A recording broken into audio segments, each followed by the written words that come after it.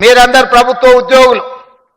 ఈ ప్రభుత్వానికి కళ్ళైనా చెవులైనా బ్రాండ్ అంబాసిడర్లైనా నా ప్రభుత్వ ఉద్యోగులే. నేను పదే పదే చెప్తా ఉన్నా. మొన్న జరిగిన మంత్రివర్గంలో మేమందరం కలిసి ఒక నిర్ణయం తీసుకున్నాం.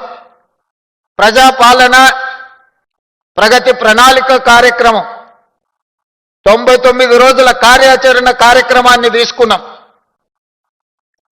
ప్రభుత్వం వచ్చిన తర్వాత రేషన్ కార్డులు ఇచ్చినాం, సన్నబియ్యం ఇచ్చినాం, ఇందిరమ్మ ఇండ్లు ఇచ్చినాం, 200 యూనిట్లు ఉచిత కరెంట్ ఇచ్చినాం, ఆడబిడ్డలకు బస్సులో ఉచిత ప్రయాణం ఇచ్చినాం, రైతు రుణమాఫీ చేసినాం, రైతు భరోసా అమలు చేసినాం.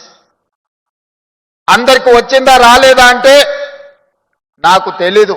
మీరిచ్చిన సమాచారమే నాకున్న సమాచారం.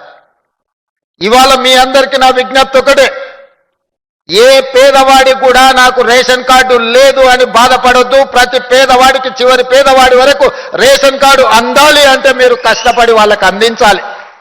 నేను ఎందుకు ఈ మాట చెప్తున్నా అంటే రేషన్ కార్డు వస్తే రేషన్ బియ్యం వస్తాయి, రేషన్ బియ్యం వస్తే రేషన్ కార్డు వస్తే ఇందిరమ్మ ఇల్లు వస్తుంది, రేషన్ కార్డు వస్తే ఇంటికి ఉచిత కరెంట్ వస్తుంది.